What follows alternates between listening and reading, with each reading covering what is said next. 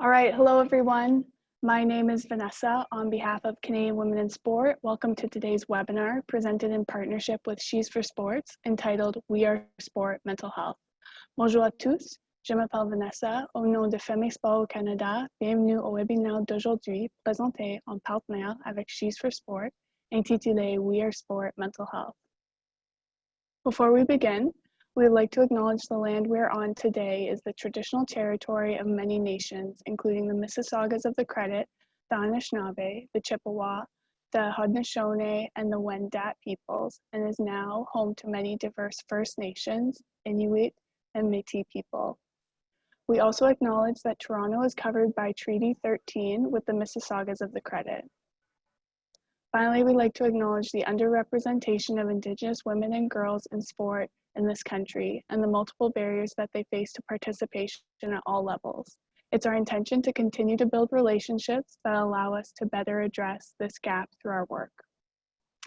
Nous reconnaissons que la terre sur laquelle nous nous réunissons est le territoire traditionnel de nombreuses nations, notamment les Mississaugas du Credit, des Anishinaabe, les Chippewa, les Haudenosaunee et les Wendat, et abrite maintenant de nombreux peuples diversifiés des Premières Nations, des Inuits et des Métis.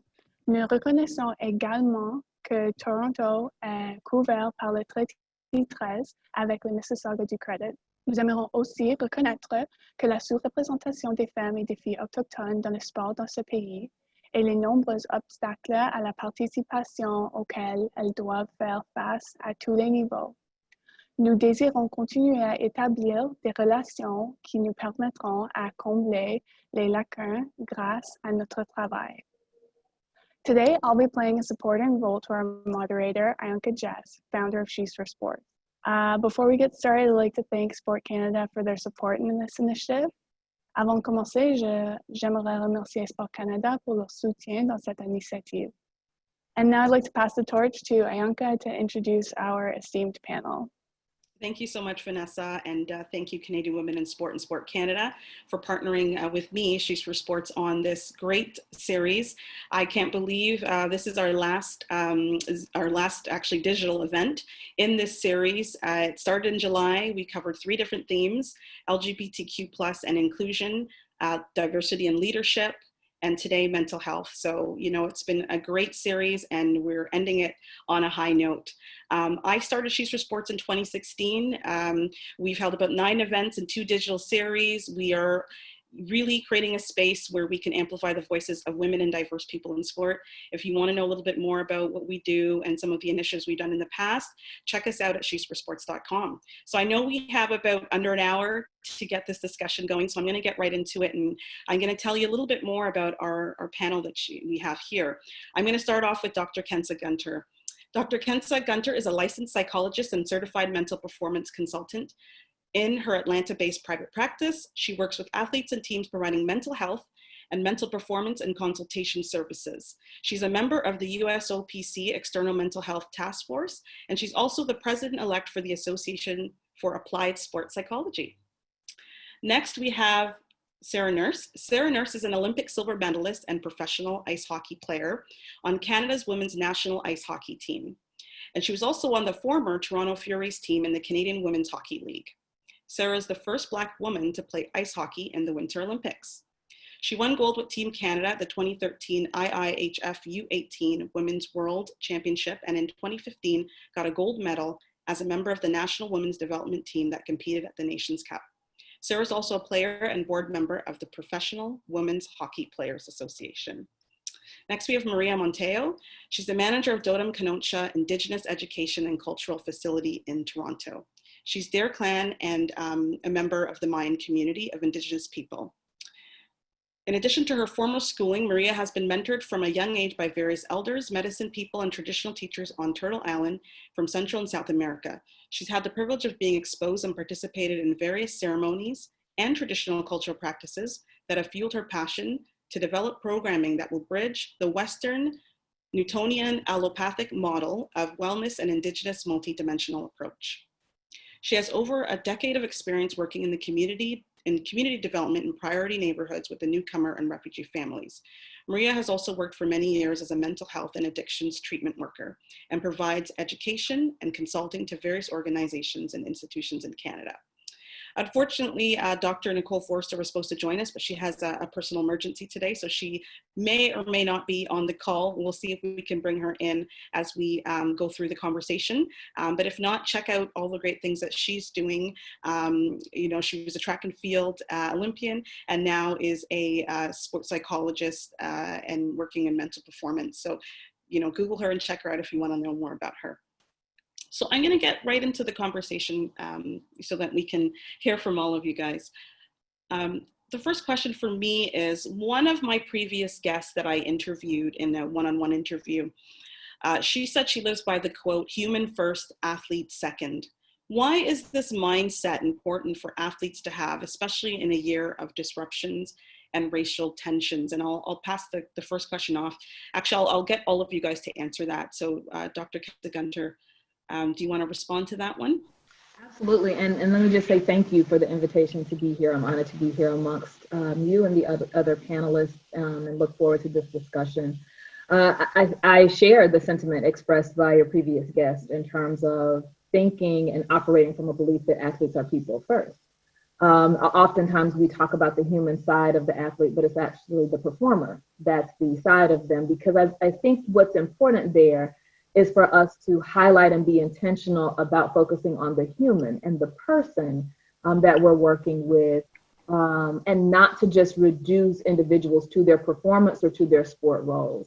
And so I really feel like what often happens is, because, you know, at the professional level, we're working with individuals who perform and do extraordinary things in their field of play. And sometimes what that can do is result in us dehumanizing or erasing their humanity. And so when we think about living in the time that we're in right now, such uncertainty, such unrest, it's really important to go back to that foundation and to understand, despite what they may still be doing in terms of sacrificing and returning to sport, returning to play, they also are still people like the rest of us who are navigating all of these stressors. And we can't ignore that when we think about working with them and providing the best care for the person who happens to also be an athlete.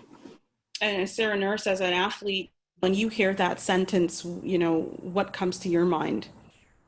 I think it's completely true. I mean, we are people first. And at some point, I mean, we do take off the jersey. You know, sports and athletics is just something we do. It's not 100% who we are at a core. And so it's very important to remember that athletes are humans. And as athletes, we remember that we are people first, and that is not 100% of our identity. And so, of course, as we go through this time of uncertainty and, of course, unrest, as Dr. Gunter said, it's very important to remember that, and it's something that a lot of us do live by. And Maria, you know, when you hear that quote, you know, focusing on this, you know, looking at the human first and not just their performance, you know, how does that resonate with you? So washtah onab inti maya popti ishantyosh how oshib ishantyosh how. So sorry, I'm just asking permission and speaking to the ancestors before I talk. And so I don't know, when I think of that question, it kind of it's hard for me to answer, because we don't see, as an Indigenous person, as Indigenous people, from the best that I can understand and interpret where I'm at in my own life, is that it's hard to see a separation. So it's very interesting to have that kind of conversation, as though you can compartmentalize or separate yourself in some way. As Indigenous people, when we look at the human being, we see the human being as a holistic being, right? And so when you look at the word like Anishinaabe or Ongwehongwe, or for my people, the word Mayan is very much an anthropological word or a historical word that's used by Westerners. We call ourselves things such as Hunwinak, which means the whole being, right? And so when you look at something like, you can't separate parts of yourself. And in fact, as a human being, you're made up of 4 different bodies, the spiritual, the emotional, the mental, and the physical, and it brings you completely whole into this particular experience in this physical world. So I have a little bit of a hard time answering something like that, as though I can somehow take something off, put it aside, and then be human. To me, you're whole all the time, right? And knowing how to bring your whole self into every particular space and experience, that would be a different conversation. So I don't really know. I felt a little confused with that question. No, you answered it well, because really what we're trying to show is there's not one type or practice or approach to addressing and managing mental health. You know, we are speaking to you obviously to get some perspective on the Indigenous practices. So I'm going to stick with you on that. Can you touch a little bit about what you told me in our pre-call on the way Indigenous, you know, elders or people like yourself address mental wellness? And I'll let you talk about that. I think it's really important for me to begin by just saying that as Indigenous peoples, we're hundreds and thousands of nations, and we're very distinct. And the best way for me to explain it is that we believe that there's this heart of the sky, heart of the earth, and that both hearts connect to our heart, and they have a communication or a dialogue with our peoples based on the land base that we live on, based on the land that birthed our particular nation into existence. And from that relationship, we have a set of original teachings and instructions. And if there's anything that Indigenous peoples and nations are incredible at and have thousands and thousands of years of a history of lived experience, is the knowing of how to bring forward a holistic wholeness way of life that takes at the center of it into consideration the sustaining of the well-being of the people in those nations. So we have that. That's what makes us who we are. And so there's many different teachings wherever you go around the world. For my people, we have what we would call the Cholki calendar that helps us understand the process of the human being this beautiful seed of light that comes from the Milky Way that is birthed into the womb of the earth. And then we have a 260 gestation, which is roughly 9 months process by which the elders instruct us every single day how it is that we're to take care of ourselves. And so there's no way I can answer that in 5 minutes. No, that was great. Yeah, but we're definitely, when you come into our nations, we start with the perception and understanding that your wellness is who you are. It's not what comes to you, it's who you are. So our practices are all about how do we sustain that and how do we take care of you as you move through the process of being human, right? It's kind of the best way I can answer that. And you answered it in the best way. Dr. Nicole Forrester, I think you're still on. Do you want to unmute yourself so we can get you in the conversation? Thank you so much for joining us today. I want to ask you about the mindset of looking at you know, an athlete as human first, athlete second, and what your comments are when you hear that quote. Yeah, so I've been here from the beginning, so I'm not sure. Hopefully my sound is okay. So athletes first, I'm sorry, Anika, could you just say the last part? Human first, athlete second. And it came from a conversation I had with a professional athlete who was dealing with mental health issues and has since retired. She was an Olympian, and that's sort of was her mindset. So yeah. Why do you think that mindset is important, especially right now? We're dealing with a lot of instability. Yeah, well, I'd just like to get your comments on that. Sometimes I think the identity of an athlete can get lost in what you might identify as well, like the media and others might recognize them as like a professional hockey player or a basketball player or a soccer player or a tennis player or a golfer or something like that. And it certainly makes for the retirement process very difficult, the transitioning out, because it's like you're going from that status to like, what am I? And so certainly as an athlete, when I was competing and near the end of my career, I could certainly relate to that concept, because starting to realize like what you do, like being a track athlete for me, that's what I do, but that's not who I am. And part of that is like understanding the whole person and all that they have to offer and contribute. Certainly carrying the tag of being an athlete comes with a whole host of different issues at hand. So I do really like what was just said with the idea of a more holistic approach to understanding well-being and so forth. It's likewise, I think, in terms of the area of sports psychology, often we get athletes coming to us with an issue, but I will prefer when I get an athlete who's like, I'm doing really good, I just want to become great. And that's more like if in psychology we'll say like a positive psychology approach. So we're not looking at maladaptive issues, but more trying to be proactive and enhance what it is that we have.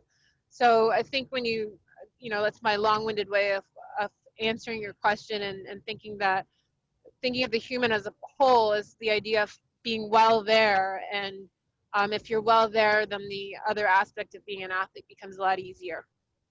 Sarah, talking about being well and in these times, how have you been trying to, adapt to, I guess, the new normal and stay motivated and train? What are some of the practices or things that you've been leaning on during this time?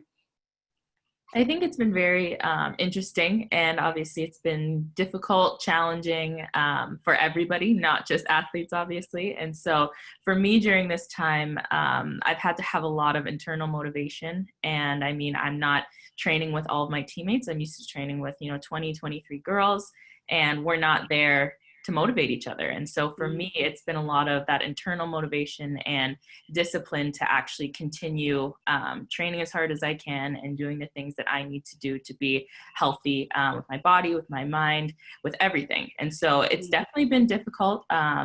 You've had to be very creative in what you do because you're not in your usual environments, your usual spaces. And so it's keeping that kind of positive attitude, but also recognizing when there are days that you may not be as productive as you would like to be or you think that you should be. I've been listening to my body more. I've been listening to my mind more because there are days when it's like, oh, I'm supposed to do this workout today, but I'm not feeling great. My head's not in the right space. My body's not in the right space. And so that's the day that I'm like, I need to take a step back and I need to do what's right for my body today.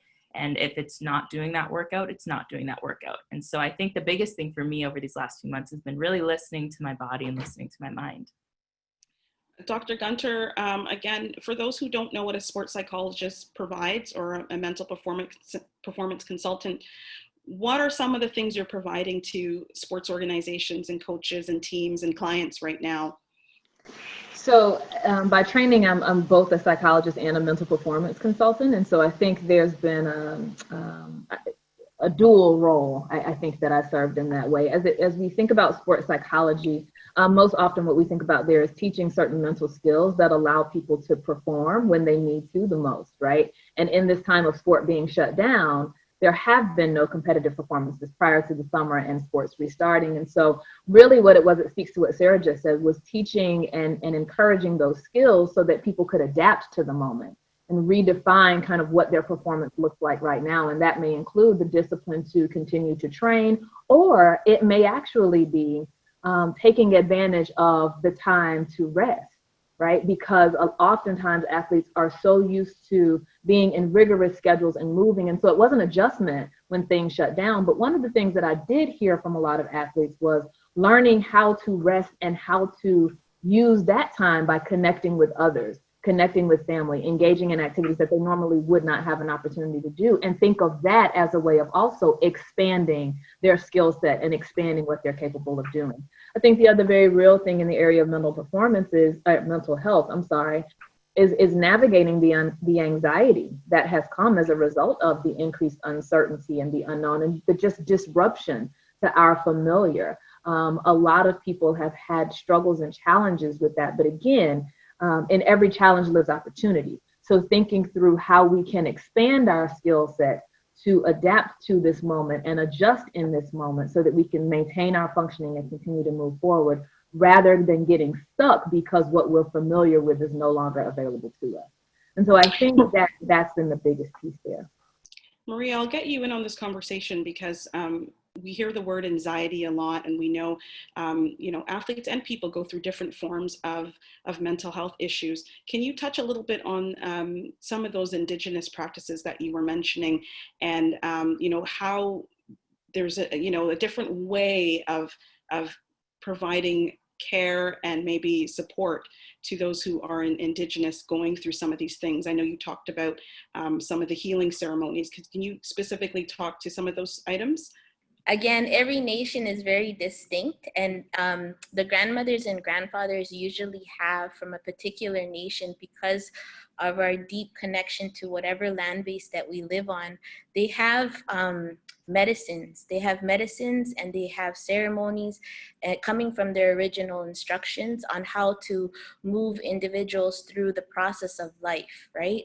And so everyone is a little bit different, and we also have, we acknowledge the natural cycles of creation. So for example, many Indigenous nations would have had ceremonies yesterday acknowledging the coming of that spirit of the fall. So there's ceremonies we do throughout the entire year that takes care of our mind, our spirit, our physical body, and our emotional body. But in moments like this, we have ceremonies that we were gifted by different spirits, different ancestors on how to take care of the people. So one of the ceremonies that I was taught for the last 20 years is how to go fast every spring and every fall. And fasting, you go out into the bush and you stay there for 4 days without food, water, or fire, and you sit with your medicine. Particularly the one that I use is the asema, or the tobacco, and you pray. And that ceremony has different purposes depending on why you went out there. But what it teaches you is how to be able to ground, how to come back into the body, how to connect to the body, and then how to actually transcend it, so that you actually build this ability to do what we call deep listening. So you can listen to yourself, but you have to be very aware which part of you is actually speaking. So we have a mind, we call that the ego, the conditioned self that has a story and has something to say about everything. And then there is a deeper voice inside of you, a deeper intelligence called your spirit. And that voice is very quiet, it's very clear, it's not complex, but it guides you, and it's always trying to guide you. And then it connects you to your environment to be able to understand how what's happening is guiding you and creating an opportunity for you to understand and become aware or conscious of something else. And so during this time, there's a lot of opinion, there's a lot of information, there's a lot of people wanting you to believe what they believe. And so the first thing that I do is I take my tobacco and I sit there and I burn it, and I ask our grandmothers and grandfathers to help me understand what I need at this time. And when it all began, the first thing that they said, and it doesn't come through information, it comes through a feeling in the body. The first thing that they help me feel is this incredible compassion and kindness. That people were going to react in so many different ways, and the best thing I can do is be kind. Yeah. Right? And so that's what I did. So there's so many beautiful ceremonies we do to sustain that sense of well-being. Thank you for sharing that.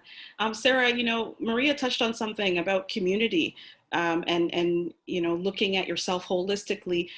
Going back to community, what is your support system like? And you know, how important is it to have your support system there to get you through these times? I think over the last few months, it's been very important for me. My family has been obviously huge. I'm very fortunate to be with my mom and dad and my brother right now. And so it's been very nice to be with them, of course. Family's been a huge source of kind of inspiration and people that I can lean on. But also I know that within kind of the sport community, there's been a ton of effort being put into obviously having things like these Zoom calls with your teammates, with your organizations. So with Hockey Canada, we've been doing a lot of work together every single week. We come on calls, so we get together with the 60 of us who are a part of the program, and you know, we talk about different things. We have different mental performance meetings, we have meetings about strength conditioning, and so it's been very important to have that collaboration, even though we are far apart and we're not together, because ultimately that's what we're used to, that's where we're comfortable, and at this point it's very important to have that. Dr. Nicole Forrester, I'll get you in on this conversation as well. You know, from that clinician side, why is a solid support system very important for high performance athletes who may be facing some challenges with mental health or not feeling motivated or just even dealing with trauma? So, like, I think, and it's funny because I don't even think it's exclusive to just like athletes. I think the support system or those areas of strength, people to lean on to help you when things might seem a little bit bleak, and to have those conversations that can help flesh out any challenges that you might be battling internally. So I think to Sarah's point, I think, you know, you're having, like, certainly I'm glad to hear, like, you know, that they've got these roundtable discussions, whether it's your mental performance or you've got these other areas, to understand that you can share what it is that you're going through, understanding that perhaps you're not so alone. And by hearing the stories of others and hearing your teammates, you understand that you're in this together, and also can cultivate some strategies for strength and so forth. And can you touch a little bit on your personal experience with mental health and you know, what type of support, you know, was available to you at the time? I know you and I got into a discussion in our pre-call on barriers that some athletes face to accessing care. Can you touch a little bit on that?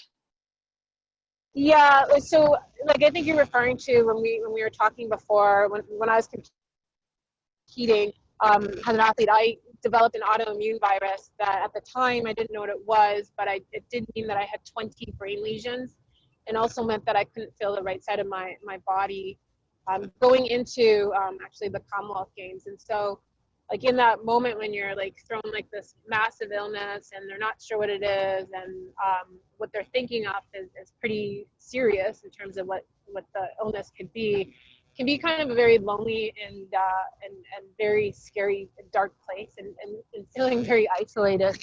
So what I shared with Anika and Nicole on our call was just like having, certainly being some at the time studying, being a PhD student in this area, I was able to have the wherewithal to know to reach out for help. And in my case, what I needed was like a psychologist. But also, if you're dealing with some kind of help, like, so if you're seeing like a clinical psychologist, which is quite different than seeing a mental performance consultant or a sports psychologist, the strategies and so forth are going to be different, but there's also a cost element to it. And the cost can be very expensive depending on where you are. And that can be a barrier for people to access health or access to make that step. The other thing too is there are cultural differences that can be a barrier. We speak about mental health, but it feels, you know, to be quite to be quite direct on it. It feels something that maybe the majority of the race, a white approach to it. But if you get into like race and you get into ethnicity, that too can be a barrier for people to be open to receiving help, because maybe within their culture, like, mental health is not something that's embraced. Although as a society, and a very Anglo and very white society here in Canada, we support mental health and we pushed for it. But I'm not sure that we can say that the representation that we're seeing in these advertisements and so forth reflect the diversity within Canada, and also the cultural differences and the approaches that might be made, that might be taken within these cultural differences as they look at mental health. And maybe it's like, oh, someone's having a nervous breakdown, as opposed to what the actual issue is. Dr. Kensa, you know, let's touch on that cultural side of things. I know you were sharing with me that most of your clients are predominantly African Americans, and Dr. Nicole Forrester mentioned something about, you know, the other side of it, of the person actually reaching out for help. Can you touch a little bit on why education is so important when you're dealing with different cultures? You know, due to maybe preconceived notions about what mental health is, or what, you know, stigmas around it. Can you touch on how you address that with some of your clients? I think the point being there is that nothing happens in therapy without establishing a relationship and without having trust. And some of that comes from feeling as though whoever you're working with can understand you from a cultural context, right? Not just what you do, but who you are, which includes the multitude of identities that you hold. And so I do think that as clinicians, practitioners, professionals, those who are offering healing services, we need to educate ourselves about those who we may be working with. But I also think there's a level of cultural humility that has to be in place as well, because no matter how much I read or try to learn about another culture, what I have to understand is that I'll never be an expert in their experience. So I have to allow room for them to bring, as Maria said, their full self to the space. And I have to be able and also be humble enough to realize that I'm the expert in my experience, and I may have all these techniques, but they're the expert in their experience. And so I have to be willing to meet them where they are. And in order to do that, I have to have some understanding of who they are as a cultural being, and also who I am as a cultural being, because in the room, our cultures intersect to create the space in which we're working. And so I really think that you cannot separate a person from who they are as a cultural individual. And regardless of what your identities are, we all hold cultural identities, and we are all cultural beings and need to be aware of where those intersect for ourselves, how they affect how we show up in the world, and how they affect how we intersect with others. Again, because all of that affects the relationship, and that's where the work and the healing takes place when we think about therapy. So in order to understand who you're working with, you cannot ignore context and culture. You have to bring that into the room. And speaking on context and culture and sort of what's happening now, Sarah, you know, I really should have prefaced our conversation with asking, how are you doing? You know, we've seen two pandemics, COVID and racial tension, and it's still going on. How have you been processing all of that as an athlete and just a person? Yeah, it's obviously definitely been a lot. I think I can speak for a lot of us, a lot of people in general, that it's been a really devastating time and it's been very difficult. But I think as we kind of navigate this space and how I'm trying to navigate this space, obviously in my sport, in hockey, and women's hockey specifically, it is an extremely white space. And so it's having teammates reaching out to me and with questions and kind of different revelations that they're having, because this is not a space that they're traditionally in. I know I had a question a few months ago, I guess, and somebody asked me, like, is there racism in women's hockey? And I was like dumbfounded by that question, because I was like, man, there aren't enough people of color in women's hockey to even scratch the surface at that question. Like, yes, there have been instances of racism against me, against my family, but it just confused me so much, because there just simply aren't enough people of color in my sport specifically. And so you've seen athletes step up and use their platforms to bring light and to bring, I guess, attention to instances of racial injustices and racism and so many different things going on. And as people in our position, regardless of how big or how small your platform is, it's a platform and you have the opportunity to use it. And we talk about being on the right or the wrong side of history and deciding where you want to be on. And it's a space that I've used over the last few months, especially to kind of make my stance known and reach an audience that probably wouldn't be reached otherwise. No, and thank you for using your platform. Maria, I want to talk about racism. When I spoke to you, you shared a story with me about your experience with sport. I believe you were sharing that you played soccer growing up. Can you tell us a little bit about that experience and how you were able to get through the trauma part of it? And I'll let you share that. Sure. I think the Western world does a really, really good job of looking externally, assessing externally, and centering a narrative about history that most of the time isn't true. And when you look at this particular continent, what we call today the American continent, there is something that is at the foundation of the creation of every state, including the Canadian state, which is what we call the doctrine of discovery, the creation of the states based completely on this idea that the indigenous people here were not European, were not Christianized, therefore don't have any sovereignty or title to the land, therefore the crown has the land. So the reason I begin with that is that until we're really willing to look at that history and how we came to be where we are today, it's going to be very difficult to have the conversation about racism as somehow being separate from that history, or even talking about when we say cultural attitudes towards wellness and mental health. Because when you look at a lot of, my grandmother is Afro-descendant, and when you look at the Black community, which I've had the honor of working with, you're talking about people who felt deeply, who expressed deeply. These were beautiful, sentient beings who created so much of the wellness practices that we have today. And I share that because if you want to understand where our communities are today, you can't ignore colonization and the continuance as impacting how freely we feel in our ability to express and honor who we are as human beings. So my experience, I played soccer and I was really, I'm very little, right, in my stance, but I would dance with the ball, right? And it's something that definitely comes from my people, that we dance on the field. And so a lot of people really loved the way that I would move. But there were some folks who just my very presence and my ability to score, my ability to move and to get the energy of the crowd going, they felt offended just by my existence. And you can't understand that until you understand colonization, right? Because as Indigenous people, our existence pushes up against a narrative that's been sold to the world that one, we don't exist, and one, we should be thankful for colonization, for civilizing us. So my success makes people very uncomfortable, right?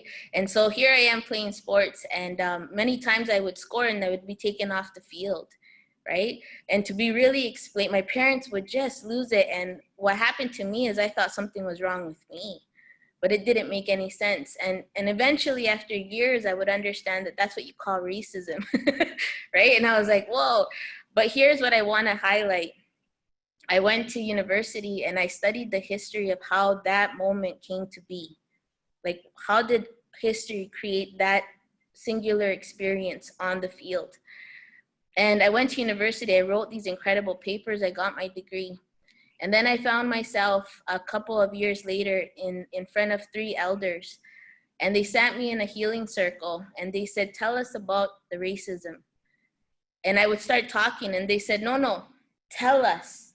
And I would talk. And for 3 hours, they sat there until I finally cried. And I cried and cried, and they said, there's a difference between knowing the experience, knowing your feelings, understanding it, and then there's a difference with actually processing and transforming them. And they said, we don't, you're so smart, you're dumb. That's what they would tell me. And I was like, what do you mean? I could write you a 20-page paper on that. Right? Like, what are you talking about? And then I discovered the innate human ability to be able to truly transform your experiences. And that moment helped me understand that I had this incredible spirit inside of me that was so luminous and so incredible, and that no one can take that away from me. And it didn't come with an understanding. It came with a natural process of just allowing the elements of the fire, the water, the earth, and the air to move and transform those experiences. So I don't know if I answered that, but I just wanted to share that. You're gonna make me cry, because you told me that story in our pre-call, and I was just blown away. Yeah, and you know what's crazy? What do I feel as a result of that is I feel an incredible gratitude towards that team and those folks that did that to me, because without that experience, I would never know that there is something inside of me that is beyond anything anyone can say. And I have compassion for people who are racist, because I can't imagine feeling that. towards another human being. And so if you're like that, you must be suffering somehow, because that's not who you are. So I feel like I just dropped in the mic. I was like, yeah. that's that was it. You know, you said it so well, and thank you for sharing that very personal experience with us. Yeah. Dr. Kensa Gunter, I want to touch a little bit on what Maria is saying. It seems to be in the sports psychology space and the mental performance coaches, there's a shift from talking about physical toughness and, you know, being aggressive and physical and meeting your end goal to more of resilience. More of working through things, as Maria was saying, different approaches, crying, really being in tune with yourself. Could you touch a little bit on how some of that, you know, aligns with some of the support you provide clients? There's still an emphasis on the physical aspect. I mean, I do think we've made some strides. And let me also say, I'm based in the States, so I am currently coming to you all from Atlanta. And there's still this emphasis on toughness across the board. But what I think is it's not that sport is changing the conversation. The athletes are changing the conversation. And the athletes are the ones who are bringing more of themselves to the table, being vulnerable, being courageous, and sharing their stories outside of just their sport performance. And so I think in that, we have been exposed to some of their tears, their pain, some of their stories and experiences. You know, as Maria was just saying, kind of what leads to these moments. We've had athletes who share their stories, their pain, their past, their trauma, and what has led them to this moment of being able to talk about their mental health and to talk about their feelings, not from a place of weakness or lack, but from a place of strength. So I actually think sport has benefited from the tremendous courage and honesty of the athletes being willing, or maybe being tired of feeling like there was no space for themselves to actually be in the sport world. And so the conversation is shifting. We still have work to do, but we're following the lead of those that we're serving. And I think that's where the change is coming from. For us to come in as mental health, mental performance experts, whatever, and suggest that we know what they need without listening to what they're telling us would be irresponsible and quite arrogant. So I really think the shift is coming from athletes saying, my mental health is important. My experiences have shaped me. My cultural being is a part of who I am when I'm in this space, and that needs to be honored and respected as well. Sarah, why do you feel athletes are feeling more emboldened now, or feeling, you know, like they can trust the clinicians and trust their sports psychology coaches and people in their circle to ask for help, to change that narrative that, you know, let's break the stigma. I'm actually not doing well right now and I need help. Why do you think that's changing? I think definitely breaking the stigma of mental health and mental health and illness as being a weakness. And I think that we need to change that narrative. And I think that it's being changed right now. And I think as athletes, maybe that came from a perspective of, you know, things are getting tight, things are getting tough. And me working out in the gym, like I need to find a way to be that 1% better. And I mean, I myself have been working with a mental performance consultant since I was 18. I work with Dr. Kim Thompson, and she's absolutely incredible. And I think that I actually made the Olympic team because I worked with a mental performance consultant and I focused on that. And that gave me that 1% edge that made me better. And I don't know if it originated from kind of that wanting to be better as a competitor. But it's also opened the door to different conversations of mental health. So regardless of if it started from a point of, I want to be a better hockey player, I want to be a better basketball player, it's been able to evolve to this space because people understand that if they're not feeling well, if something's off, if something's not right, they can actually reach out and speak to somebody and not be stigmatized, because so many other people are going through it. And I mean, once one steps forward, that kind of gets the ball rolling, and that allows other people to feel safe in that space as well. And so I think there's been a huge shift, and obviously in a lot of spaces, athletes are seen as leaders. I mean, you look at Michael Phelps, who spoke about his struggles with mental health, and I think he's enabled a lot of other athletes and a lot of the general population to step forward and kind of figure out their mental health. I'm glad you mentioned that because I've seen some articles with Simone Biles, decorated American gymnast who has been talking about anxiety and managing her depression and her mental health journey. I think you're right. Standing up, speaking out with the platform that athletes have allows for everyone to see that they are breaking the stigma down, and they are saying we're human too, we go through things and we need help. I have so many more questions to ask all of you, but as you know, our time is kind of winding down, and we want to give some opportunity to those who are tuning in to ask questions. So Vanessa, I will transfer this over to you to see what questions we have and to see if we can get some of them answered. Awesome, thank you. So we have a lot of coaches on the line, I believe, just based on the questions that have been submitted. But I will share the first one, and I can put this out to anybody in the group. But what is the most pressing issue that needs to be addressed in athlete coaching that is damaging to mental health? And then this person offered some examples, so language, acknowledging mental illness, etc.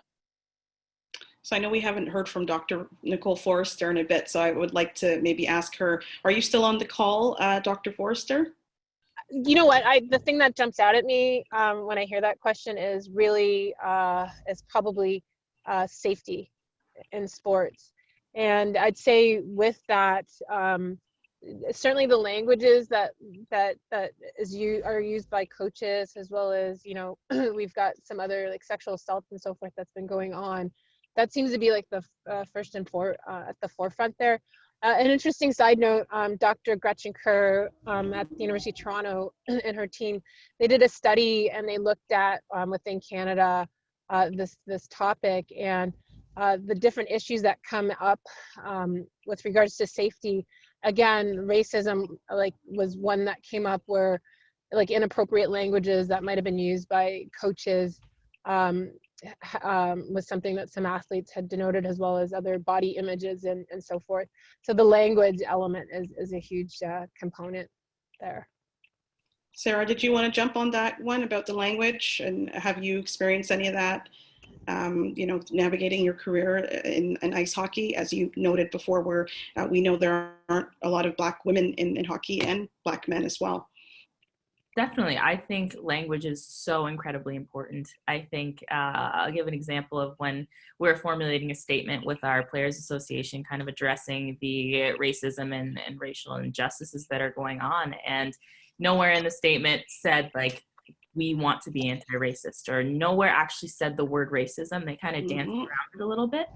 And for me, it was very important that that language was used, because I don't want to be dancing around the subject anymore. We kind of have to draw a line in the sand and say, this is where we are and this is where we want to be and this is what we're going to do to kind of rectify that. And so I think that one, representation is very important when you're speaking about language, because if you don't have that representation in the room, you're not going to know, and ultimately you're not going to be able to grow. So language is incredibly important kind of as we navigate this. Thank you for sharing that. Dr. Kensa, did you want to add something to that? I just want to add one thing very quickly, and it's a slightly different perspective. I agree with everything that's said, but I also think one of the biggest issues to address is coaches' mental health. We talk a lot about the athlete's mental health, but we don't often talk about health and wellness for those who are coaching as well. And so I really think devoting time and attention to helping coaches develop and work on their mental health could also help the relationship and the environment that's created within sport. Maria, did you want to add something, or do you want us to go to the next question? I would just add two simple words. The first one is just to surrender to what's actually happening in the world. And then the second word is not to separate yourself. You can't separate yourself. It's impossible, because as Indigenous people, you can't separate yourself from history. You can't separate yourself from your ancestors and those generations that are going to come soon.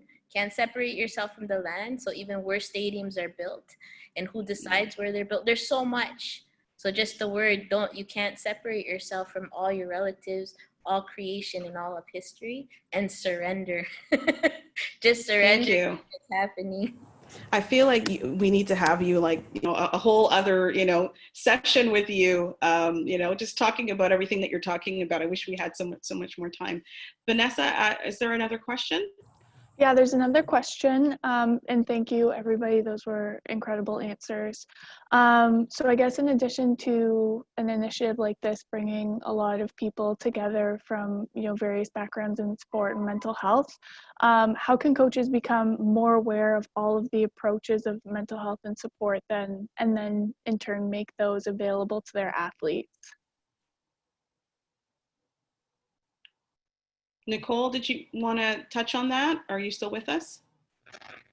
Yeah, I am, and I was thinking, hey, that's a good question. I think really part of that is one, understanding like the sources that you have there, depending on where you're at. You can reach out to, if you're in Ontario, it's like the Canadian Ontario Sport Institute, and likewise, and I don't think that's something that's separate to each province or that if we're talking the US as well. So finding, like, you don't have to recreate the wheel, is finding out, are there professionals in the area that can help perhaps on a workshop for you and your coaches. And then at the same time, understanding things that they can maybe share with your team has to help them navigate through all of this. But I think the resources are there, it's just finding them. I think finding them, you might start with just as simple as looking at the American Association of Sports Psychology or the Canadian Sports Psychology Association and seeing like what representatives are there that can connect with you and help your team and help your athletes out. Thank you. Vanessa? Yeah, there are a number of questions left, and unfortunately, I'm sorry, we're not going to be able to. We'll take one or two more. Okay. So there's one. Okay. There's one here about the current circumstances with COVID and public health sanctions. So with the COVID pandemic crisis and all of the isolation and public health restrictions going on, is this next how can we address social isolation for athletes and go into this using the experience we have from a few months ago when we were very restricted? Dr. Kensa Gunter, do you want to answer that one? I think we have to be very intentional about, even in the time of physical distancing, being socially connected. And what we've seen with many of our sports teams here in the States, in terms of professional sports and even our college sports, is safety has to be at the forefront. But with protocols in place, it is possible for athletes to return to active participation together, whether it's practice or live play. And so it's an adjustment that we make. Again, safety has to be at the forefront for everyone, but even if we are physically distant, it is crucial to maintain that social connection, whether it be through Zoom, through electronic communications, and if it's possible to get together in a safe way, be physically distant, but in person, then that could be an option as well. So being creative, again, as others have said, and being intentional about maintaining the connection, even if we can't have the proximity that we would prefer. Maria, I want to get your opinion on that too, or your advice, I should say, for those in the Indigenous community who are trying to deal with isolation or maybe loneliness. What type of support or advice do you have for them during this time?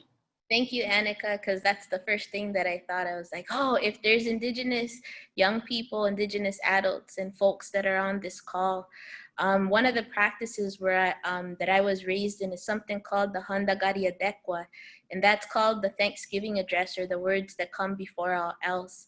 And every single morning, I greet the energy of the day. So for example, today is Oshib, which is a pulse of 3, guided by the energy of Ah, which is coming home to yourself. And so the Thanksgiving address goes and addresses all the parts of creation. You start with the stars, your ancestors, grandfather sun, grandmother moon, the earth herself, the water in her body, the four winds, the thunderbird beings, all the medicines, the plants, the stones, the mountains, the flowers, the seeds of bean, corn, rice, and so on. And then you go into all of our teachers, the animals, the ones in the water, the earth, the air, and then the ones, the water, earth, air, and the ones that walk on the earth. Yes. And then there's the messengers and teachers from different lifetimes. And then we go into the different parts of creation, like the trees. And then we give thanks to yourself for existing. And then we give thanks to the creator itself. So just starting every single morning like that. And then you take that breath of life and then you walk outside and you remember that separation has always been an illusion and that you're always connected. Always, at all times, but your relatives are beyond just the human beings. And so for the Anishinaabe people, they say all my relations. So if you don't know that, go back to the grandmothers and grandfathers in your community, offer some medicine and talk to them, and you'll realize that you've never been alone, ever. Thank you so much, all of you, for an insightful conversation. And also, the fact that you guys are also giving others who are listening some hope, some guidance. We're all trying to get through this time, and we know it hasn't been, an easy walk for all of us this year. So thank you. And I'm going to turn it to Vanessa so she could just share some last minute words. I quickly will want to say thank you to everyone who has been supporting She's for Sports and Canadian Women in Sport through our series, We Are Sport. This is our final and last event in this series. Tune in to shesforsports.com to see what we're going to do next. And I'll turn it over to Vanessa for some last parting words. Awesome. Thank you so much. And thank you to all of our panelists. I'll just let everybody know that there are a number of resources, mental health resources included in the chat. But I'd also like to make mention of the Safe Sport Helpline. So this is a bilingual national toll-free confidential helpline for harassment, abuse, and discrimination. And it provides a safe space for victims and witnesses of incidents of harassment, abuse, discrimination in sport to report their concerns. So la ligne d'assistance confidentielle bilingue nationale gratuite contre le harcèlement, les abus de la discrimination offrira un endroit sûr aux victimes et aux témoins d'incidents de harcèlement, d'abus et de discrimination dans le sport pour qu'ils fassent part de leurs préoccupations. For more information on that, you can visit www.abuse-free-sport.ca. Pour de plus amples renseignements, veuillez consulter le www.sport.100.abus.ca. Thank you, Ayanka. That was a really great conversation. Thank you, Sarah, Dr. Forrester, Dr. Gunter, and Maria for sharing your time and your experience with us today. Once again, big thank you to She's for Sport and Sport Canada for advancing the conversation by profiling key voices and leaders in sport today. Merci à She's for Sport et à Sport Canada d'avoir fait progresser cette conversation et de dresser le profil des principales voix et leaders du sport aujourd'hui. Thanks, everyone. Have a good day. Bye. Thank you.